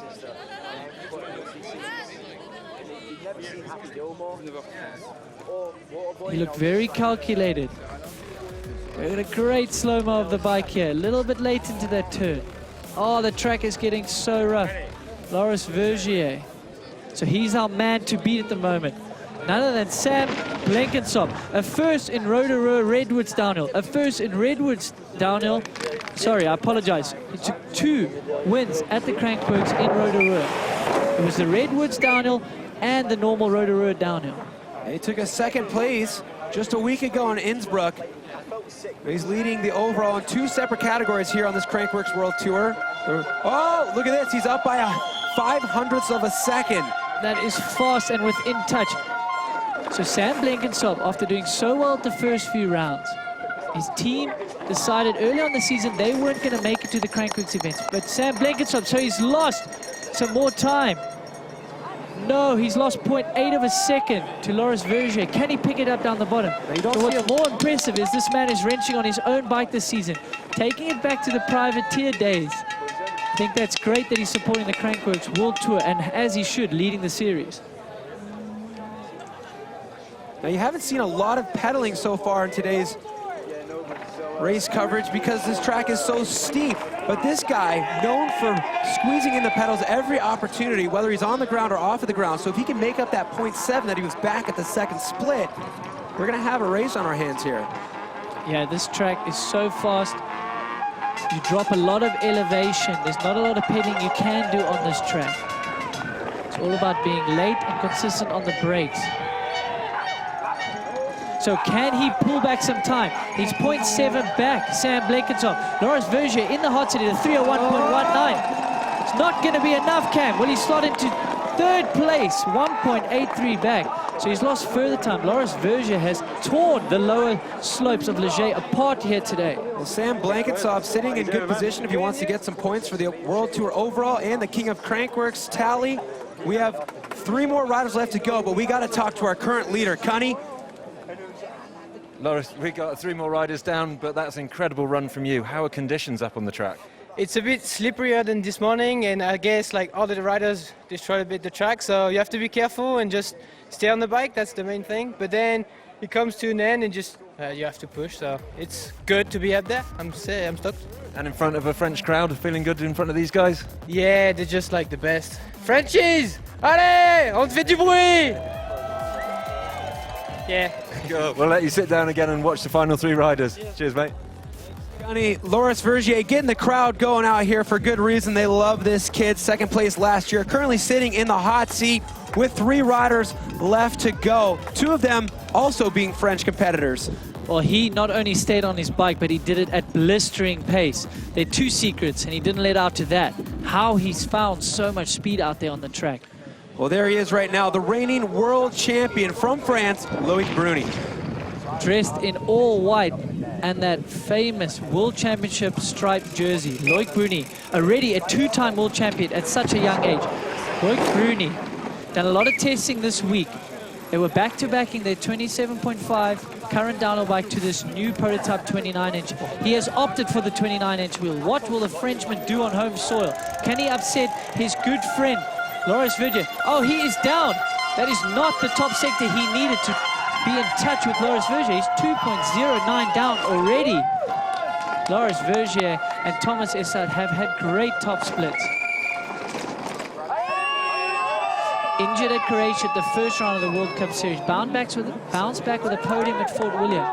Losing a bit more there at split number 2. So testing bikes can take away a bit of your focus. Loris Vergier, all he had to do was get to know the track and see how fast he could go. So these men opted to oh, he's late there. This is not the Loic we know. Making mistakes. Loic, normally efficient, calm, calculated, and so smooth. So Loris Vergier having a little bit of a teasing his friend and countryman Loic Bruni. Loic Bruni, not a man that said he would go to a 29er.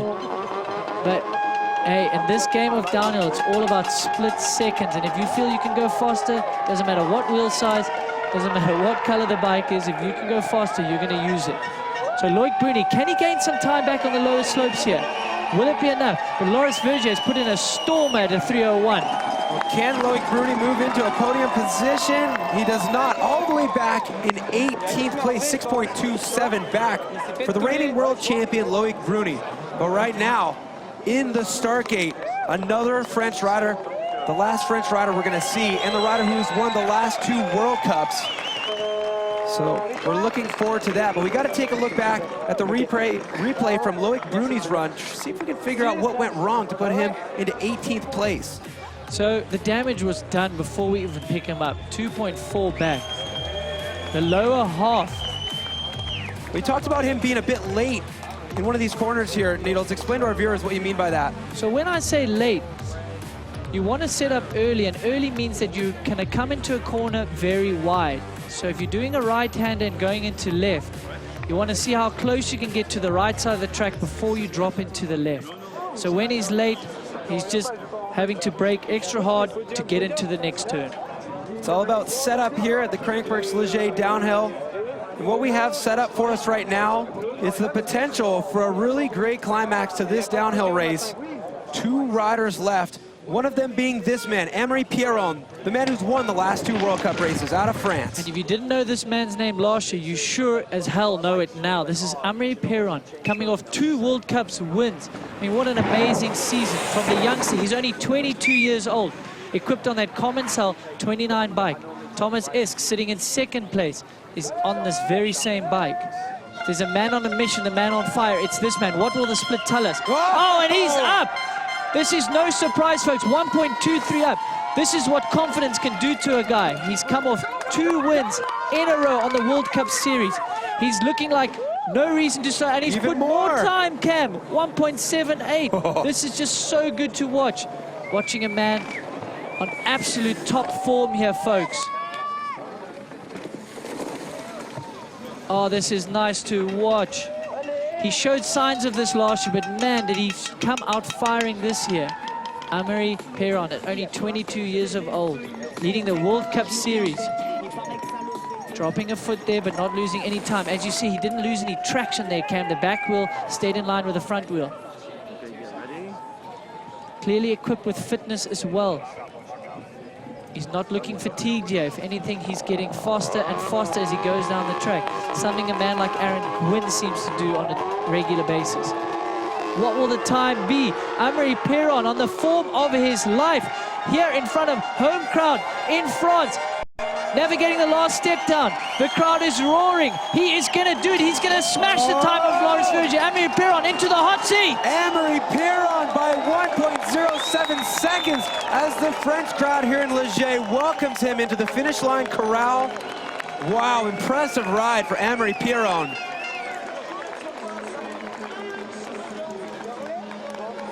Well, this season we're getting accustomed to seeing the #1 next to this guy's name, Amaury Pierron.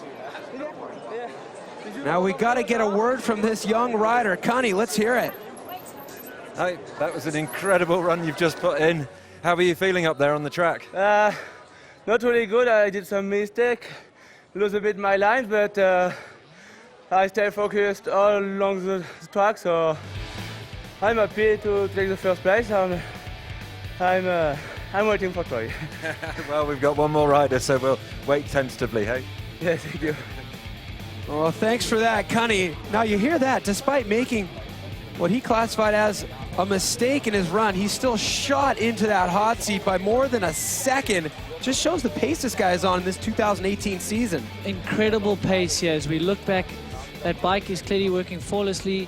It's great to see everything ticking for this man, but often a mistake near the top of a track can get you just re-energized, refocus, and you start being more aggressive. Well, that leaves one rider to go here in our 2018 Crankworx Les Gets Downhill, the guy who won it a year ago, the 2017 champion out of Australia, Troy Brosnan. The boy wonder from down under, but no boy he is anymore. This man has stepped up into the elite category with fire in his belly.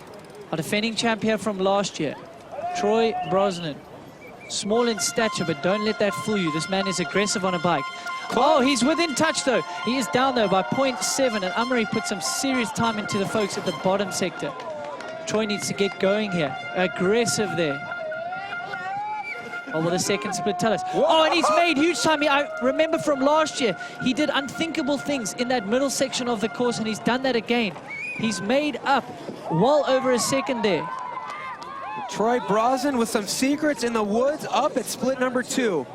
That'll play into the favor of that 27.5 bike in the woods. Amaury Perron making good pace on the fast slopes of Les Gets, but when it gets into the woods, it gets a little bit tighter. Troy Brosnan on an absolute fire here. Can he defend? Can he upset? A home win for the French here. The French are sitting pretty in 1 and 2, but the Australian opting for a new line. That was fast and that was smooth. Is that a secret from last year? Oh, he is aggressive, going very deep there. I don't think he's lost too much time though. It's not going to affect him. What can Troy do? He needs to keep it on 2 wheels here. He's into the last slopes here. This is so fast. Fire! Can he cross the finish line ahead? He's going to smash the time. He does by 0.97 of a second. Troy Brosnan wins back-to-back here in Les Gets. Wow, Cam, what a run by Troy Brosnan, almost throwing it away within sight of the finish line. Oh, he has some secrets up there on that grass. He did some unthinkable stuff in the wooded section of this course between Sector 1 and Sector 2. Amaury Perron was in a league of his own at the top, but Troy Brosnan, the man from down under, repeats his win from last year. Well, Troy Brosnan had to sit up at the top of that course all day watching the French dominate that hot seat. Let's listen in. On the road gap before, I was crazy. Well, Troy Brosnan doing it back-to-back. Cunny, let's hear him. Troy, what an incredible run there. It looked like it was getting a bit wild towards the bottom. What were your thoughts in those moments? I was trying to push so hard, and just right before that last road gap, I actually slipped my hand off the bar. My seat's all crooked. I just saved it in the air. I was tucked up so hard, but everything else was sick. I went smooth up top, and then through those woods I can really rip on a tiny bike and a tiny me, so it was good. I'm stoked. Yeah, man, I can see that seat. That looks like it was a wild ride there you've got going on. It must feel amazing, though, to repeat the win here after last year. Yeah, for sure. Last year was amazing. The track here is so good. This track is just one of the ones that will always be sweet and go down in history, so to get back-to-back wins, I'm super stoked. I'm presuming we'll see you again next year to defend this title again? Oh, definitely. I love this place. It's good. The track's amazing. People are amazing. It's good. Well, if you put a run like that every time, I want to see it every time, man. Brilliant riding. Thank you. Well, thank you, Cunny. Being aggressive and being agile seem to be the secrets for that man right there, Troy Brosnan. Could you believe when he came out of the woods what the split had to say? Unbelievable ride. You heard it from him. He feels like he can play to his strengths in the woods. He kept it calm at the top and got very aggressive and attacked in the woods. And he was so aggressive down the bottom, he almost threw it all away near the last road gap. My word, thank you, Troy. That was so exciting. What a show. Just going to show that big isn't always better. He says the little bike, the little me, he can control that thing like none other, especially on this track. Take a look at the final results here. France holding down the 3rd and 2nd spots, getting a bronze and silver. Loris Vergier in 3rd, Amaury Perron in 2nd, but that man right there making it back-to-back. Troy Brosnan taking home the gold in the Crankworx Les Gets Downhill. More to come, don't go away. We're trying to make a drivetrain that works better. We're trying to improve upon the things that we had done. Introducing the all-new SRAM GX Eagle drivetrain. No matter what kind of rider you are or the kind of terrain you might ride, Eagle is simply the best. GX Eagle drivetrains have a range of gears that rival or flat out beat most 2x systems. Engineered in Germany, made for the world. This is GX Eagle.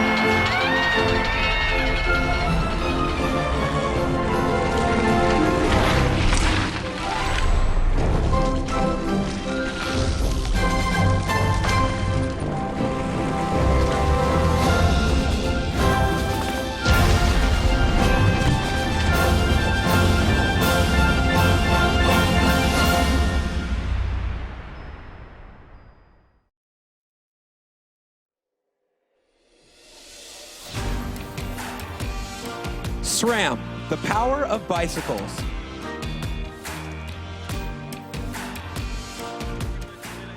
So this is how it went down here today in Les Gets. It was the Crankworx Les Gets Downhill, and what a finish to this competition. Take a look at the leaderboard. Oh, Crankworx Downhill World Tour. Sam Blenkinsop amassed some more points. We didn't see Danny Hart, but Troy Brosnan jumped into the mix there with 150 points. Mick Hanna missed out on points there. Amir Piron is a man that jumped on our leaderboard. But let's not take away. Sam Blenkinsop got some great points here today and amassed a lot of the first round.